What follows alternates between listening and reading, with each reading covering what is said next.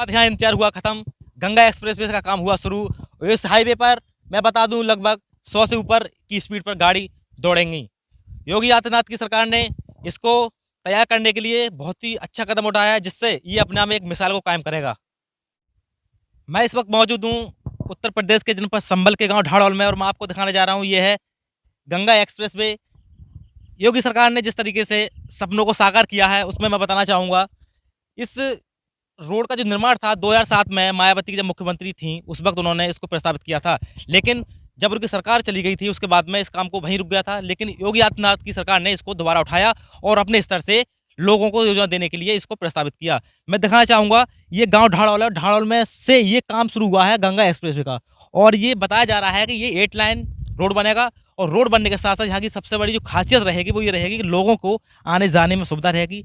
यहाँ का जो मेन पॉइंट रहेगा वो यहाँ से लगभग 7 से 8 किलोमीटर दूर मझोला गांव पर केंद्र इसका बनाया गया है, जहाँ पर चढ़ने की पूरी व्यवस्था रहेगी। लेकिन सबसे बड़ी बात इसमें यह है कि लोगों को इतनी बढ़िया सुविधाएं मिलेंगी कि शायद भारत के अलावा कहीं मिलती हों। ये भारत का पहला एक ऐसा रोड होगा जिसे देखने के बाद वास्तव में ये दिखाई देगा कि हाँ, वास्तव में कोई रोड बना है। हमारे देश के जो प्रधानमंत्री हैं उन्होंने भी इसकी घोषणा की थी, उनके नेतृत्व में भी ये काम चल रहा है। राज्य सरकार और केंद्र सरकार दोनों मिलकर के इस योजना को प्रस्तावित कर रहे हैं। और ये रोड है, ये 8 लाइन रोड है, और ये लगभग पूरे उत्तर प्रदेश से मैं बताना चाहूँगा करीब 12 जिले जनपद संभल के, उसमें एक जनपद संभल भी है, जनपद संभल के इसमें कई गांव ऐसे हैं जो इसमें आए हुए हैं, जिसमें लोगों को की जो ज़मीन है उसके आधार पर लोगों को मुआवजा दिया जाएगा। मुआवजा मिला भी है, सब काम हुआ है। लेकिन उससे पहले मैं बता दूं जिस तरीके से यहाँ पर जो रोड बना है ये देखने के लायक है।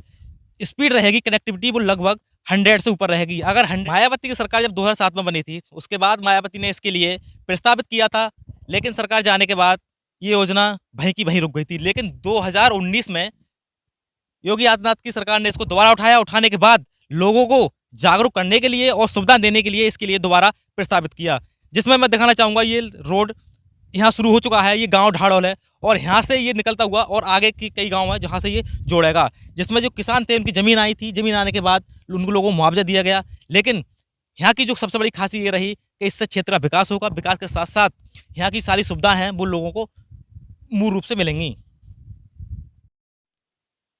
इस गंगा एक्सप्रेस की अगर बात की जाए तो यहाँ पर कुछ लोग काम करने वाले भी हैं, जिनसे मैं जानूंगा कि किस तरीके से यहाँ पर अपना काम कर रहे हैं। क्या नाम आपका?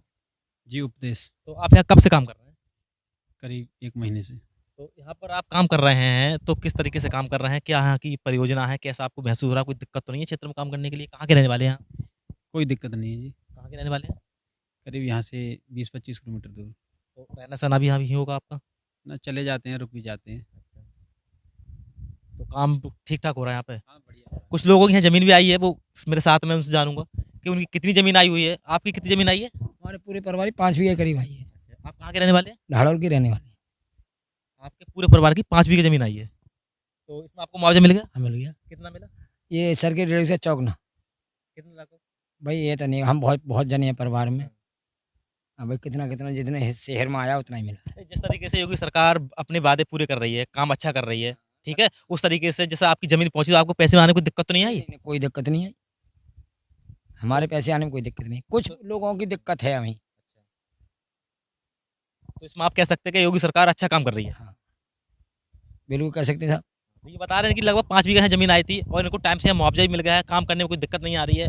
लगभग इस अगर हाईवे की बात की जाए तो हाईवे भी अपने आप में बनने के बाद एक अपने आप को मिसाल कायम करेगा। इस एक्सप्रेसवे की अगर लंबाई की बात की जाए तो 594 किलोमीटर ये लंबा एक्सप्रेसवे मेरठ जिले के NH 334 व खदरौदा के पास बिजौली के गांव को इलाहाबाद तक जोड़ेगा।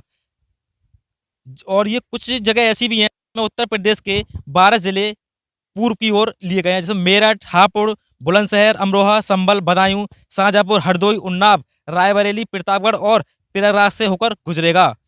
गंगा एक्सप्रेसवे परियोजना शुरू 2007 में की गई थी। उस टाइम मुख्यमंत्री मायावती जी थी, लेकिन इस योजना का उद्देश्य जो था वो 1047 किलोमीटर लंबा एक्सप्रेस निरंतर 8 लेन चौड़ीकरण करना था, जिसमें उत्तर प्रदेश की पूर्वी और दक्षिणी सीमाओं के बीच स्पीड कनेक्टिविटी सुनिश्चित होगी।